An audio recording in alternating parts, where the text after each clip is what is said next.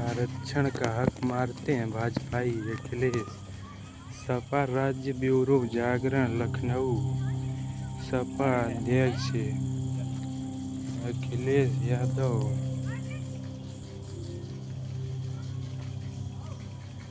यादव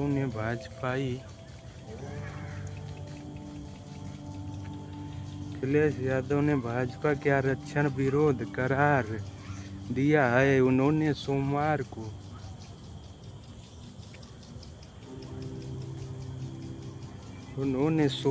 को एक्स पर लिखा कि भाजपाई वो घोटालेबाज लोग हैं जो संविधान द्वारा दिया गया आरक्षण भी सरेआम मार देते हैं।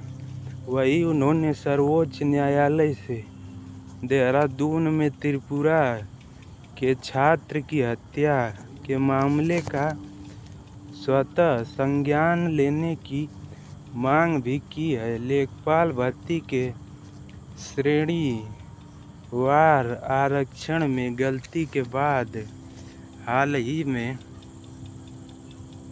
उसका संशोधित विज्ञापन जारी किया गया है। इसे लेकर सपा प्रमुख ने एक्स पर लिखा, भाजपाई वो पीडीए विरोधी लोग हैं जो जानबूझकर आरक्षण की हकमारी करते हैं और सोचते हैं कि पकड़े गए तो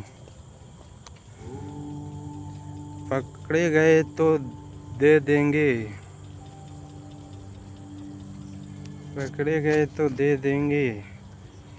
वर्चस्ववादी भाजपाइयों के मन में भेदभाव का जो विष भरा है वो कभी पीडीए के खिलाफ हिंसा, शोषण, अत्याचार, छुआछूत के रूप में बाहर आता है और उसके खिलाफ क्या कार्रवाई की गई,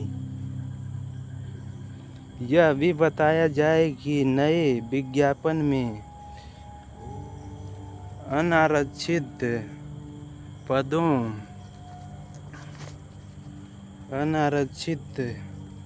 पदों की संख्या किस आधार पर घटाई गई। छात्र संगठन ने चेतावनी दी है कि यदि सरकार इस मुद्दे पर शीघ्र श्वेत है तो कभी आरक्षण मारने या गंगा जल से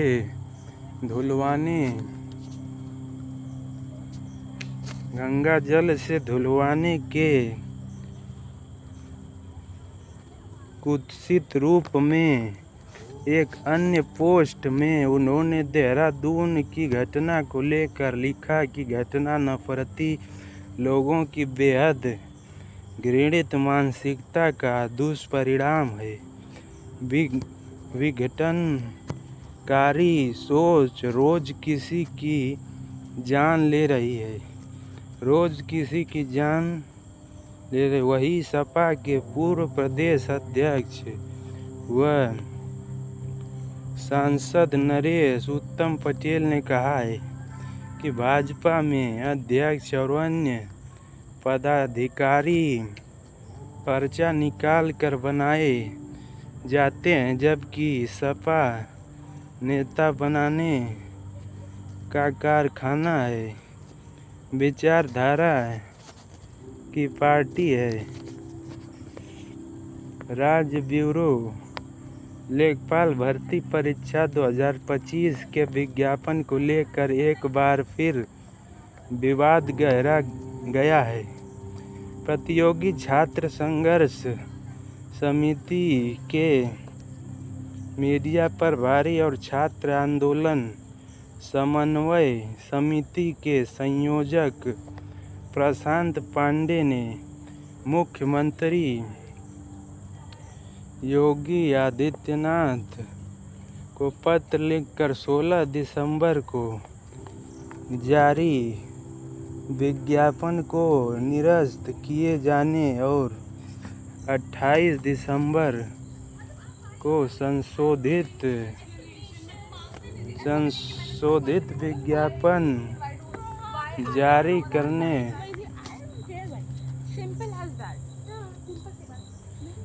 सिंपल सी बात है ये।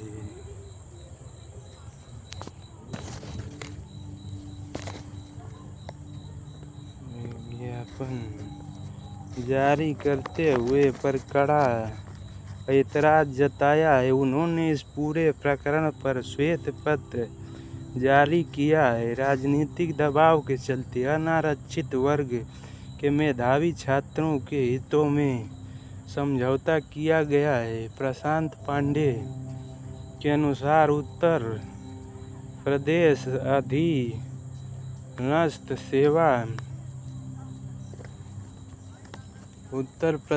अधीनस्थ सेवा में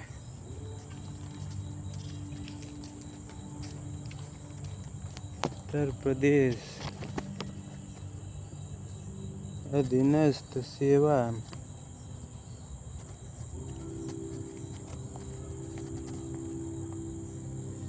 विज्ञापन में बताया गया है कि उत्तर प्रदेश अधीनस्थ सेवा चयन आयोग के 16 दिसंबर को विज्ञापन जारी कर लेखपाल के लिए अनारक्षित वर्ग के 41,165 पद घोषित किए थे, लेकिन कुछ ही दिनों बाद 28 दिसंबर को नया विज्ञापन जारी कर अनारक्षित पदों की संख्या घटाकर 3,205 कर दी गई है। छात्र संगठनों का कहना है कि यह बदलाव न तो पारदर्शी है और न ही ये गाड़ी हमारी है। पारदर्शी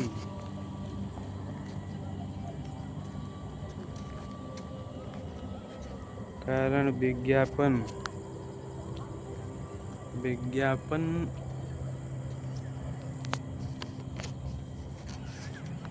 प्रशासनिक कारण सामने आया है। उनका कहना है कि यदि पहले जारी विज्ञापन गलत था तो सरकार यह स्पष्ट करे कि उसमें क्या त्रुटि थी।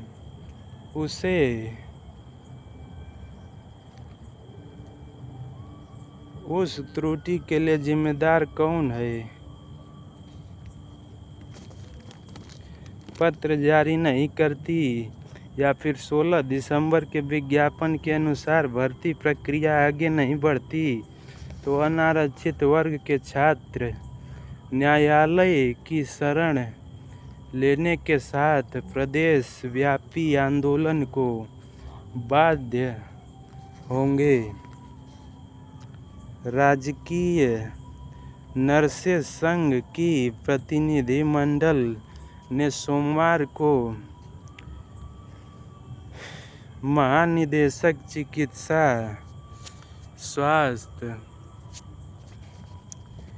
स्वास्थ्य सेवा डॉक्टर रतनपाल सिंह सुमन से मुलाकात करके सुनिश्चित करियर प्रगति एससीपी का लाभ देने की मांग की है। महामंत्री अशोक कुमार ने उन्हें बताया कि नर्सिंग सर्वग्र को एसपी वर्ष 2023 में दिया गया था। अब वर्ष 2025 समाप्त होने जा रहा है। सर्वग्र को 2 साल से एसपी का इंतजार है, जबकि शासनादेश के अनुसार 1 वर्ष में 2 बार एसीपी का लाभ मिलना चाहिए। उन्होंने कहा कि यदि 7 जनवरी तक संघ की मांग पूरी नहीं की गई तो 8 जनवरी से आंदोलन किया जाएगा। अशोक कुमार ने बताया कि नर्सिंग सर्वग्र को 10, 16 और 26 साल की सेवा पूरी होने पर एसीपी देने का प्राविधान है। वर्तमान में पहली एसीपी के लिए 500 से अधिक नर्सों की सूची प्रस्तावित थी।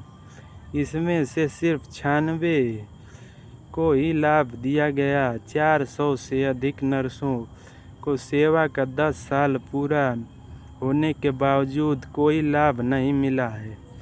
इसी तरह 16 और 26 साल सेवा पूरी करने वालों को दूसरी व तीसरी एसीपी नहीं दी गई। महानिदेशक चिकित्सा स्वास्थ्य की प्रतिनिधिमंडल दिया ज्ञापन। उन्होंने बताया कि उस मुख्यमंत्री ब्रजेश पाठक ने भी राजकीय नर्सेज संघ के अधिवेशन में मांगी पूरी करने की घोषणा की थी, लेकिन अभी तक एक पर भी आदेश नहीं हुआ है। अब महानिदेशक को ज्ञापन देकर मांग पूरी करने का अनुरोध किया गया है।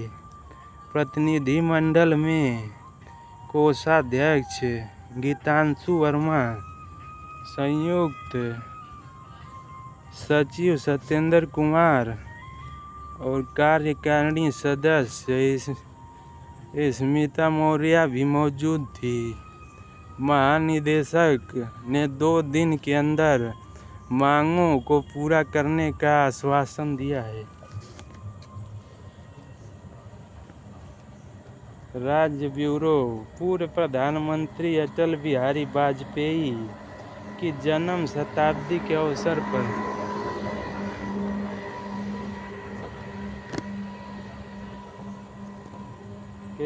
पर भाजपा के प्रदेश अध्यक्ष पंकज चौधरी ने सोमवार को पार्टी के राज्य मुख्यालय में कमल ज्योति पत्रिका के सुशासन विशेषांक का विमोचन किया। प्रदेश अध्यक्ष ने कहा कि वाजपेयी का शासनकाल भारतीय लोकतंत्र में सुशासन और विकास का स्वर्णिम अध्याय है।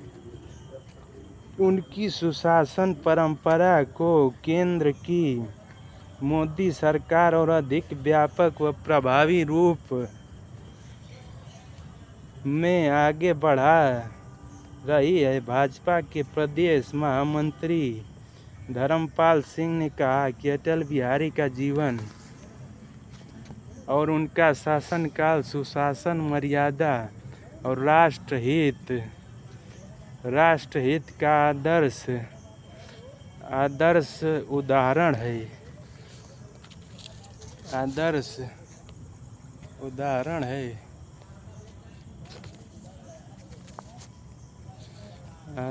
उदाहरण है। उन्होंने सत्ता को सेवा का माध्यम बनाकर लोकतंत्र को नई ऊंचाइयां दी। इस अवसर पर प्रदेश महामंत्री गोविंद नारायण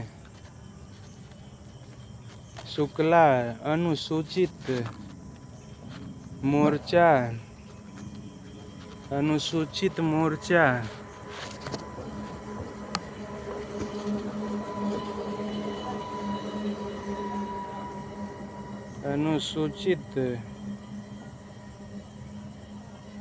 मोर्चा के प्रदेश अध्यक्ष रामचरण कनौजिया, अनुसूचित जनजाति मोर्चा के प्रदेश अध्यक्ष संजय गौड़, अवध क्षेत्र के क्षेत्रीय अध्यक्ष कमलेश मिश्रा, भारत दीक्षित आदि समेत बड़ी संख्या में लोग उपस्थित थे।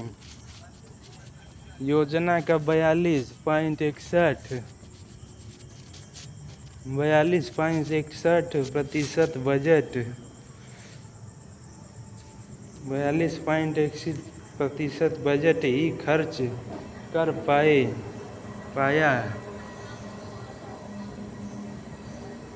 कृषि विभाग विकास को रफ्तार देने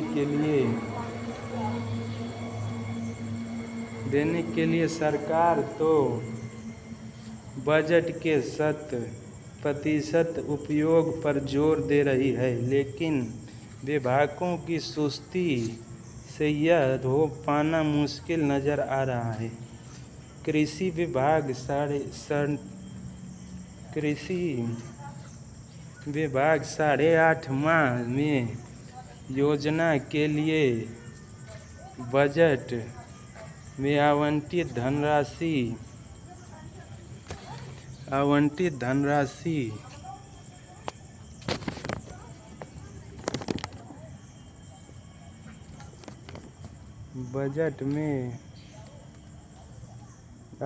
धनराशि का केवल 42.61% ही खर्च कर पाया है।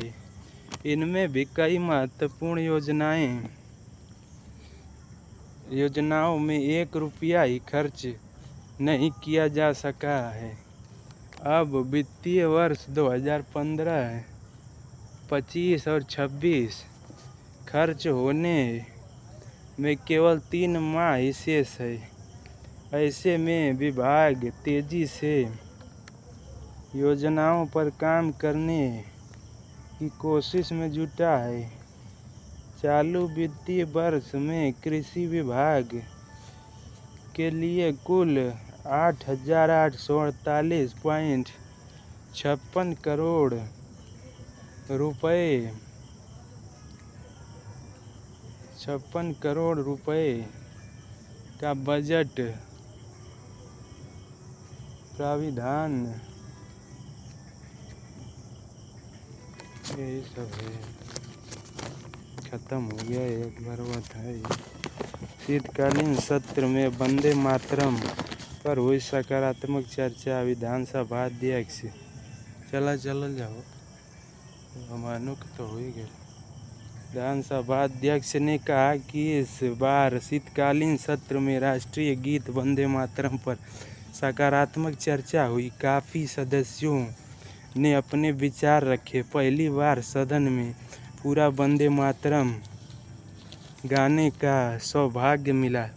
स्वर्गीय कल्याण सिंह के नेतृत्व वाली सरकार ने विधानमंडल के दोनों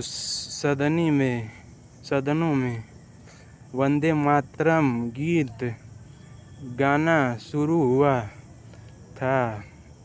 में हिस्सा लेने वाले पीठासीन अधिकारी 22 जनवरी को अयोध्या में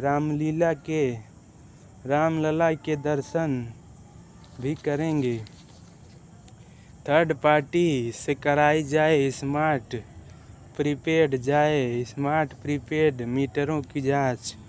राज्य विद्युत उपभोक्ता परिषद के स्मार्ट प्रीपेड मीटरों की गुणवत्ता पर सवाल खड़े किए हैं।